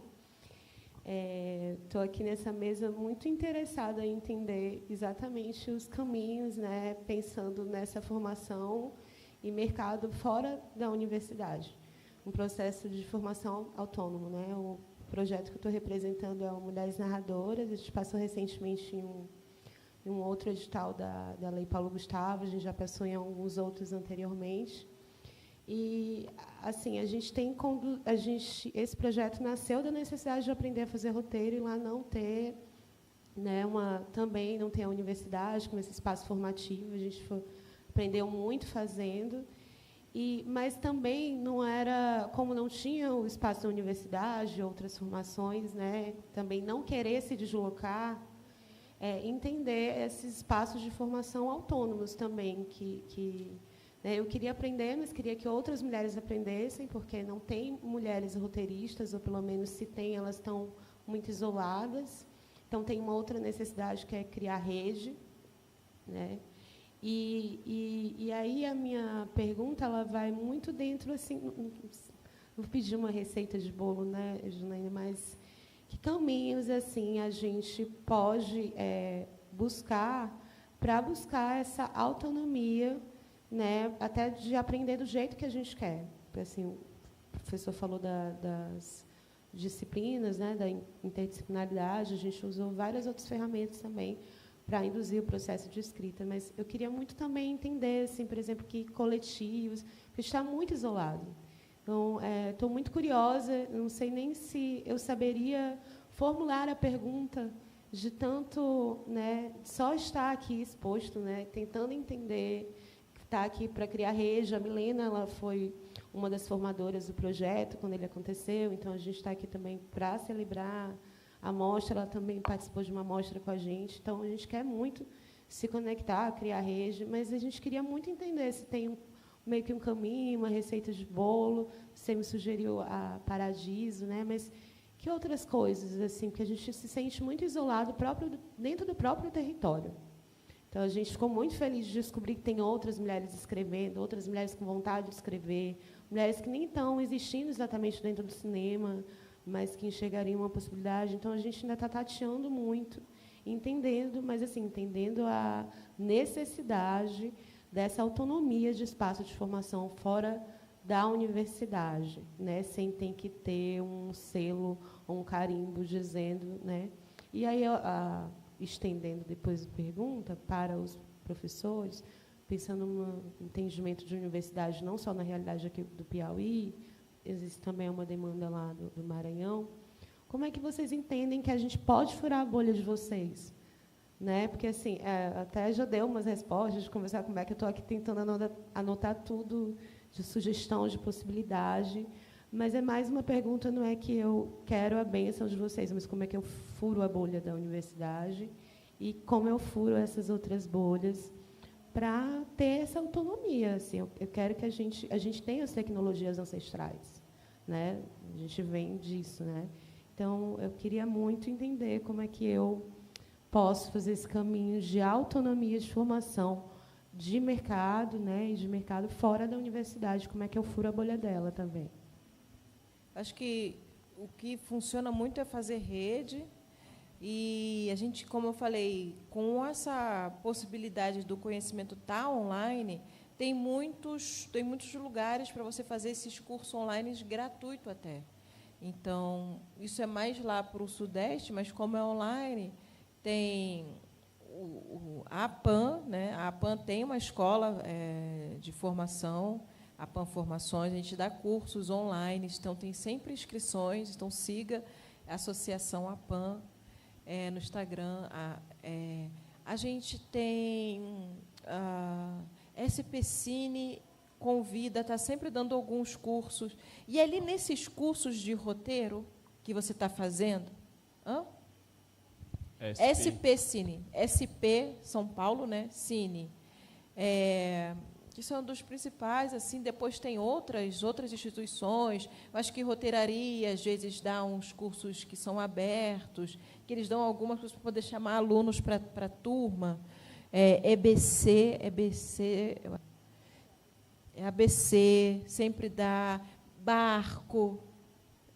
Eu acho que é Barco. Barco Lab. Isso. Sempre tem umas coisas assim que são gratuitas. Então, dentro desses cursos, você vai começar a ter contato, então você vai participar, então você vai conhecer outros roteiristas, e, a partir daí, você vai criar sua rede e você vai aprendendo. Eu acho que a principal, mesmo há mais de 20 anos fazendo cinema, eu faço curso constantemente, eu estou aprendendo, porque é muito importante você estar trocando com outras pessoas. Então, assim, a formação é contínua. Mas o mais importante para mim de fazer cursos com diversas pessoas é que eu vou ter diversos pontos de vista para encontrar o meu, para encontrar a minha forma.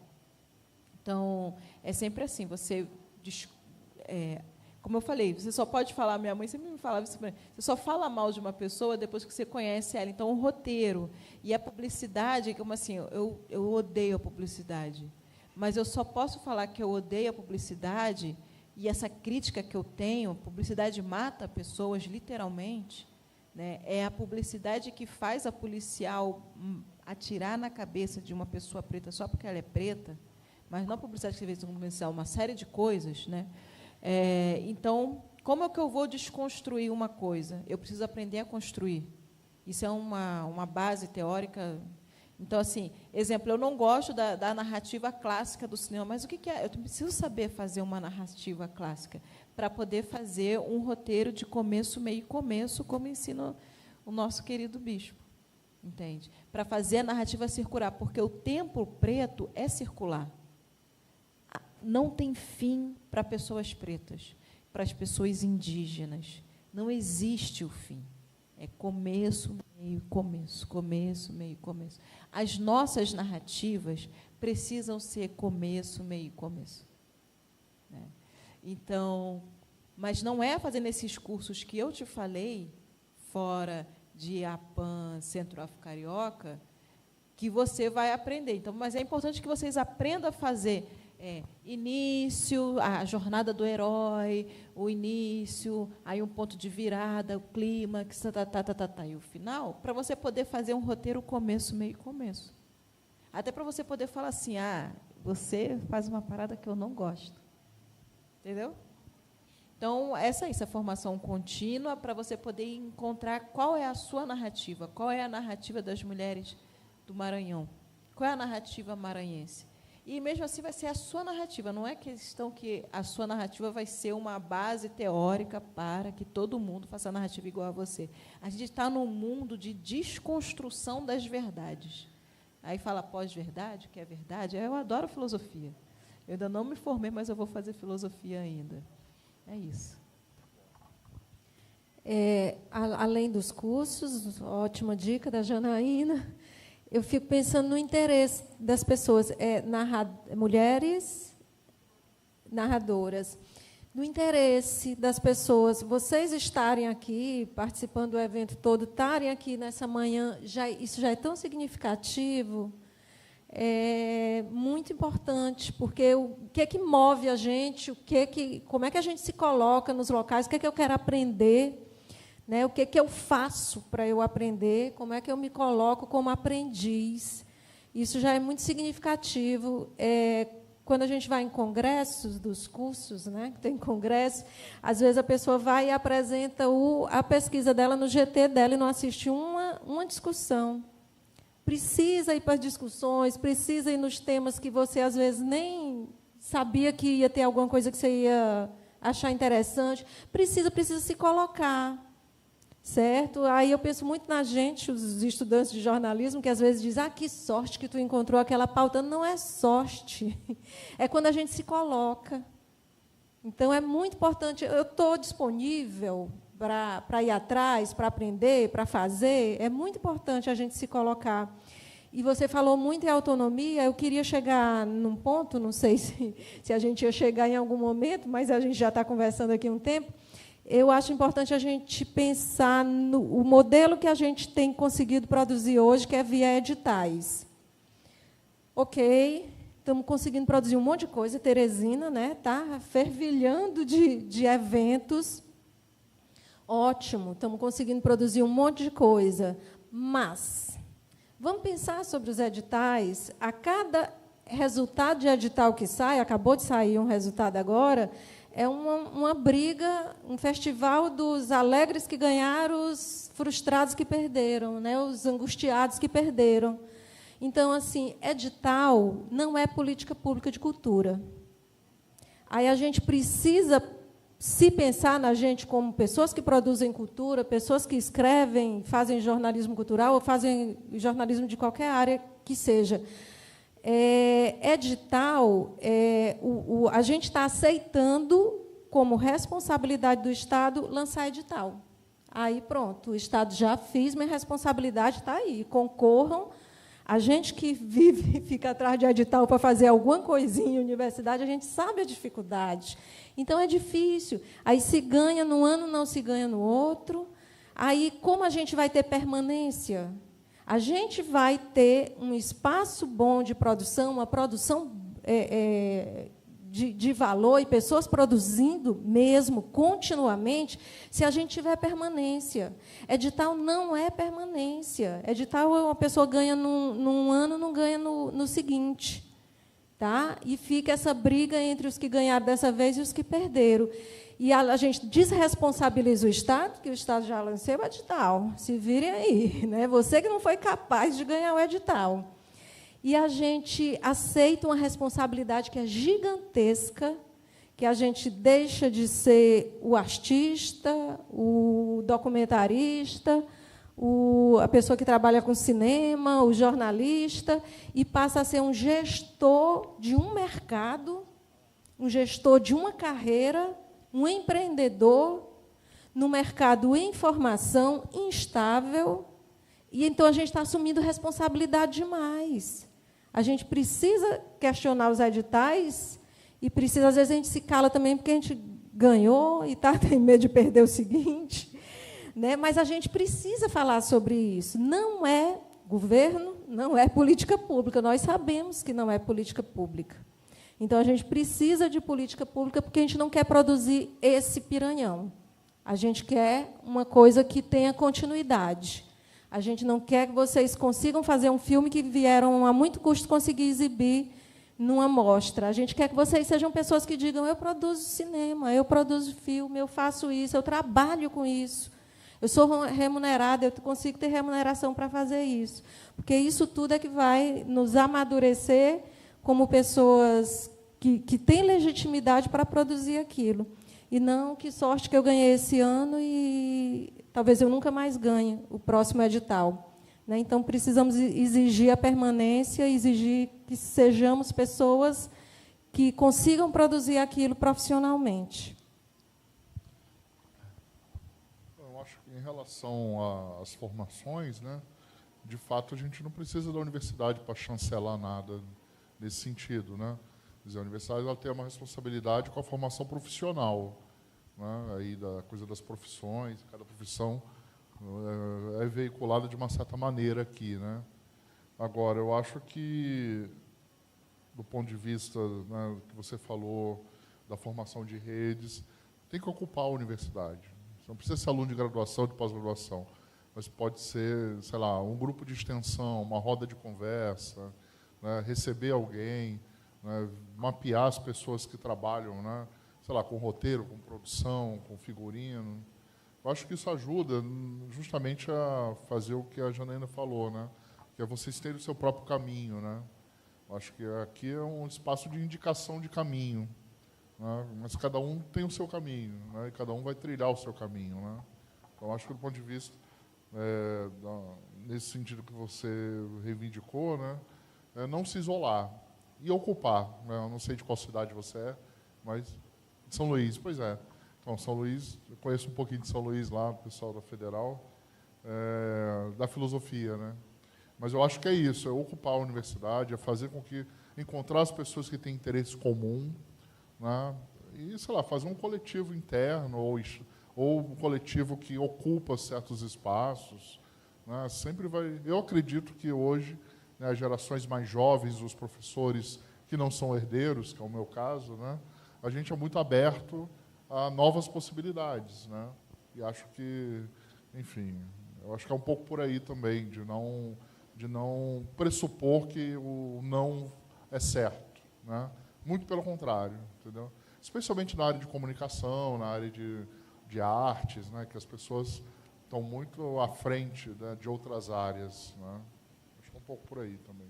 Gente, agora já encerrando, né, caminhando para o encerramento, a gente vai para a última pergunta, e aí vocês já podem responder e fazer suas considerações. Eu estou fazendo a fala do Oliver, mas é isso, o Oliver também pode falar. Bom dia. Eu acho que a gente fala muito da questão de fazer filmes e tudo mais, mas eu acho que também a gente tem que falar muito da exibição. E quando eu falo exibição, não só mostra. Eu acho assim, beleza, que é a minha área, sou formada em arquitetura e meu TCC foi um cinema de rua. A gente não tem cinema de rua em Teresina. A gente vai para Fortaleza, tem o Cine São Luís, a gente vai para Recife, também tem um cine com o mesmo nome. Acho que São Luís tem o Roxy, né? Então, tem cinema de rua em tudo quanto é canto, aqui não tem. Então, a gente fica refém de fazer exibição em alguns cine-teatros. E é muito difícil, eu imagino o trabalho da galera da Abissínia, toda hora algum problema técnico e tudo mais, e, assim, um cinema de rua faria muita diferença. A gente tem que pensar, além da escola de cinema, também o cinema de rua. E, indo além disso também, mesmo sendo da área de arquitetura, eu já fiquei um pouco na parte da crítica, agora eu estou com uma produção de animação, a gente ganhou do Paulo Gustavo, mas eu cheguei a ficar um pouco na pesquisa, e, em 2022, a gente digitalizou alguns filmes. Aqui, filme Super 8, que aqui em Teresina teve uma produção muito forte. E poucas pessoas sabem disso. O Grupo Mel de Abelha, a turma do Torquato, Arnaldo Albuquerque, Carlos Galvão, toda essa galera fez muito filme. E poucas pessoas sabem disso. E esses filmes foram digitalizados por um grupo de fora, que é a Cine Limite, com o apoio da UFP. Só que esse apoio foi apenas do espaço e alguns Super 8 foram entregues para a gente. Eu participei, eu auxiliei nessa digitalização, mesmo sendo de outro curso, e eu fiquei muito triste, digamos assim, porque eu não vi interesse da UFP além do espaço. Os filmes ainda hoje não foram exibidos, não teve nenhuma movimentação em relação a isso. A própria universidade não divulgou, a gente ganhou uma única matéria sobre isso, que é falando, filmes Super 8 dos anos 70, 80 foram digitalizados, e pronto. Os filmes foram exibidos na Cinemateca, com o símbolo da UFP. Isso não foi divulgado na universidade. A UFP não se organizou para fazer nenhuma mostra. E são filmes importantíssimos. A gente digitalizou as primeiras animações produzidas no Piauí, que foram animações feitas pelo Arnaldo Albuquerque. A gente digitalizou os filmes do Mel de Abelha. Então, eu acho que também a gente tem que cobrar um pouco disso, porque a gente não conhece a história do nosso cinema. Eu fui estudar por conta do meu TCC, porque eu sabia que, além do espaço físico, eu tinha que estudar a história dele. Acho que um dos poucos trabalhos mais completos é da professora Rosedite, da UFP. Mas, além disso, tem muito filme que precisa ser digitalizado. Poxa, a gente tem Terror da Vermelha, que ninguém sabe cadê esse Super 8. A gente já perdeu Adão e Eva, que é um filme importantíssimo, que é chamado de Filme Perdido. E a gente não conhece o nosso cinema. E eu falo não conhecer, não é só... não conhecer, eu falo não só o que já foi produzido, o que está sendo produzido. Então, eu acho que isso também é uma coisa que a gente tem que levar muito em pauta. Era isso. Pensei que outra pessoa falar. Eu acho que essas discussões todas são importantíssimas, Ana Rita, isso é super importante. E eu fico pensando, fica até como, talvez, sugestão para o documentário, a gente tem tantas dessas pessoas que produziram que estão aí. Durvalino, Edmar, que aparece no documentário ontem do Meduna, né, falando sobre o Meduna, falando dele como médico, mas ele também foi da turma de produção de filme. Essas pessoas estão todas aí, então vamos aproveitar que essas pessoas estão aí, vamos ouvi-las, entrevistá-las.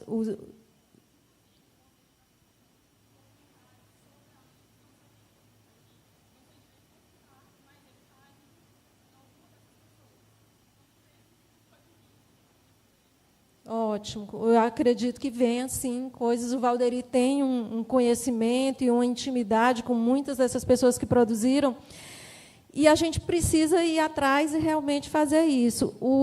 Você me lembrou agora, porque assim, uma queixa do George Mendes, que tem o acervo do Torquato Neto, né, no espaço dele, é um publicitário, tem uma agência de publicidade, e ele é primo de Torquato e herdou, né, o material de Torquato e abrigou na agência dele. Ele deixa as pessoas visitarem, fica aberto e tudo. Mas muita gente não sabe, muita gente não visita, e ele tem uma queixa até que a gente não tem um espaço cultural, Torquato Neto, onde ele poderia até entregar esse material, se o material pudesse realmente ficar para visitação pública e pesquisa e tudo. Lá é permitido, né? Mas muita gente nem sabe que existe esse material.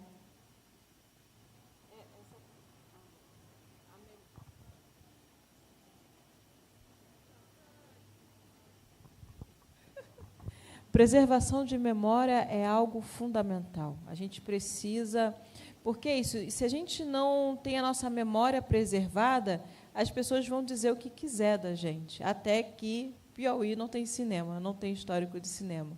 Mas aí você dizendo isso, que tem esses filmes, tudo, a gente está trabalhando muito, a gente, pessoas pretas, né, a gente está trabalhando muito com digitalização dos filmes dos nossos cineastas depois dos anos 70. Né? Então, a gente tem descobrido os filmes incríveis, descoberto filmes incríveis. E aí eu me lembro que a primeira coisa que você falou, que foi essa distribuição, que é um problema, e para nós, Cinema Negro, distribuição também era um problema, porque as grandes distribuidoras, os herdeiros, sempre falam que o nosso filme não é relevante para que não vai dar público, que não tem por que distribuir nossas histórias. E aí nós mesmos criamos as nossas próprias distribuidoras. Eu acho que está tendo um movimento dessas pequenas distribuidoras. Então, eu acho também fundamental vocês aqui, que gosta de cinema, você que super entende essa questão e sente essa falta de distribuição de filme, monta uma distribuidora. Procura saber como é que faz. Já dá para você montar com MEI real, entende? Monta uma distribuidora, conversa com pessoas que distribuem filmes, como que o que faz, como é que pode fazer, e seja você a distribuidora dos filmes do Piauí. De verdade, eu estou te dando um papo assim de futuro, que você vai ficar grandona e você vai me contratar. Porque precisa, sabe? Precisa ter, porque só nós podemos falar por nós, só nós podemos falar o quanto nós somos importantes. Só nós podemos falar que nós temos histórias, porque o outro está preocupado com o umbigo dele.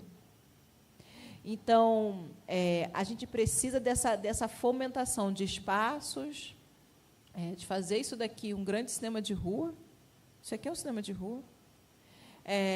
De pessoas que digam a importância, de pessoas que preservem e compartilhem a memória. Então, é uma coisa que a gente sempre diz, sempre vai ter que partir sempre de nós. Não dá. A gente foi educada, e o Brasil, a população brasileira é muito pacífica, porque os indígenas, a maioria, pessoas pretas indígenas são pessoas pacíficas. A gente tem uma natureza da paz, senão nós já teríamos matado essa galera todinha. Então, mas só que essa cultura da paz nossa acaba fazendo assim, o que o outro falar, a gente está esperando que o outro venha. A gente precisa ter essa geração precisa aqui entender que o outro nunca vai vir e o outro não quer nem que você perceba que ele não vai vir. Ele sempre vai falar assim, estou chegando.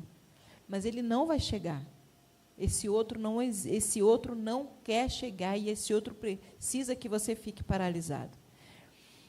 E aí uma outra coisa de mercado, muito rapidamente para encerrar minha fala, é que o mercado está mudando.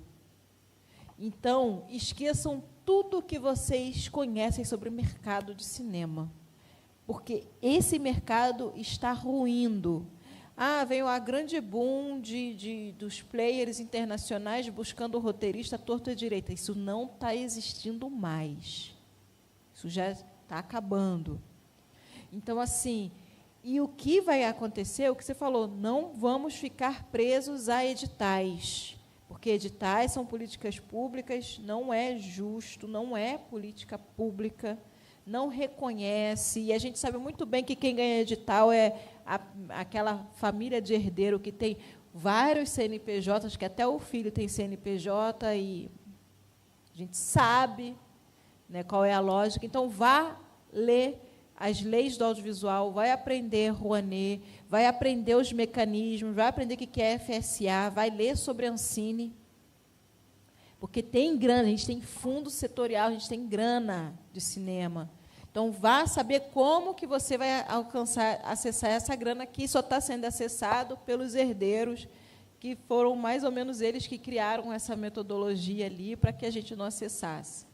Então, assim, e aí a gente é aquela coisa, né? Eu vou aprender a ler para ensinar meus camaradas. Cara, então, quem sabe ler, quem sabe essa metodologia, vá e compartilha.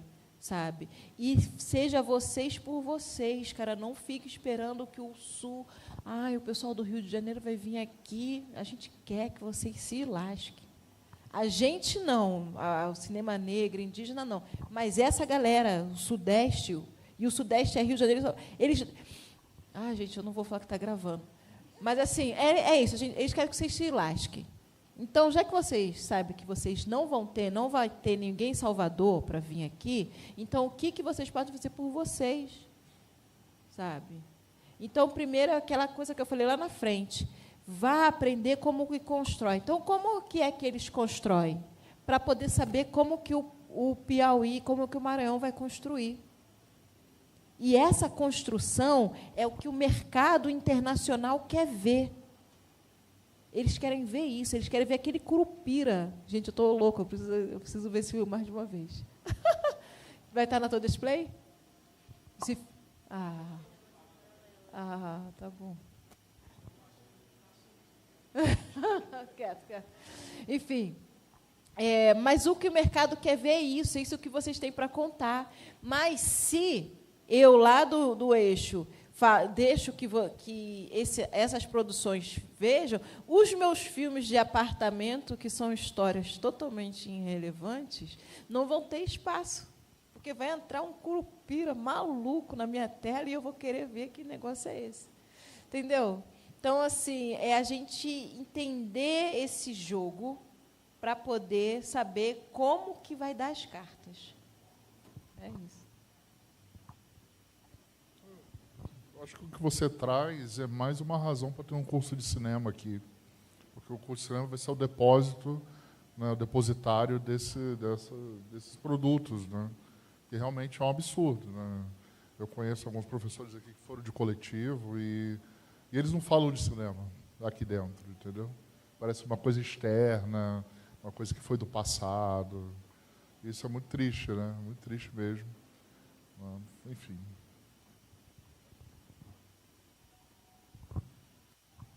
Gente, só queria dizer 3 coisinhas para encerrar, que tem a ver com as 2 perguntas, né? Uma é que ela não está mais aqui, né? Mas era a questão da autonomia, assim, de, sabe, fazer um próprio grupo também, se não tem espaço de formação, mas criar o seu, né? A gente fez uma oficina no interior, que foi maravilhosa, a Milene e o Wesley estavam lá, né? Falando sobre imagem e com uma galera, assim, de gerações diversas, né? Então, tinha senhoras e tinha pessoas bem mais jovens, né? E depois de lá saiu um coletivozinho e estão lá estudando roteiro por conta, né?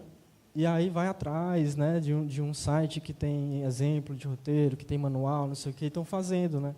Então essa questão também de não esperar, né, da autonomia. E sobre os espaços, né, de exibição, assim, lembrar da importância também da relevância dos cineclubes que estão aí. E não sei como foi que ficou essa história, mas até um tempo atrás estava discutindo a criação da escola de técnica, né, de cinema aqui, que teve aí a reapropriação aí do Rex. E aí, assim, já puxando uma orelha aqui de um chamado para articulação, né?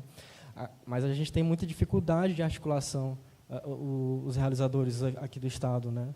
Assim, por várias questões, né? Os editais não são política e ainda por cima existe a descontinuidade das políticas, né? Assim, às vezes nem chegam, né? Mas assim, eu queria agradecer a presença de vocês, foi riquíssima, foi muito legal, e de vocês todos que estão aqui, que vieram na manhã de domingo, né? A mostra vai continuar, já está no Clube dos Diários. No Clube dos Diários vai ter um filme incrível, assim, de encerramento, também do Haroldo, né? Convida todo mundo para estar às 4h. E tem um showzinho de encerramento, né, também. Então, às 19h. Mas cheguem para o filme, né? Cheguem às 4h. E a gente está encerrando aqui a nossa mesa. Então, e é isso. Obrigado, gente. Só partilhar com vocês que foi muito arriscado para mim estar aqui no Piranhão, porque no primeiro dia da mostra, que eu cheguei lá no centro e parei o carro, eu estava sozinha, e ficou um homem gritando na rua, ficou gritando assim em direção a mim, E aí parou o carro do pessoal da Cidade Verde, parou atrás e perceberam o que estava acontecendo, aí foram até onde eu estava e disseram, pode descer, pode vir com a gente. Né? Aí desci, me juntei a eles, aí ele disse, o cara falou, vocês são tudo jornalista, é? Eu odeio jornalista, eu tenho uma faca para cada jornalista. Aí depois fui num dia lá no bate-papo, o tipo A disse, eu odeio professor universitário. E eu sou as duas coisas, né? Jornalista e professora universitária. Então, só fazer essa brincadeirinha aqui para dizer para vocês, agradecer o convite, muito bom estar participando, poder estar nesse espaço perigoso de discussão, e muito bom partilhar a mesa com vocês todos. É isso, gente. Obrigado. Informando para quem está assistindo que a live, né, vai ficar salvo no YouTube da TV Garrincha, né, disponível para todo o Brasil, América Latina, mundo. Então, compartilhem, compartilhem esse debate. Até à tarde, gente. Todo mundo aqui à tarde, né? Uhul!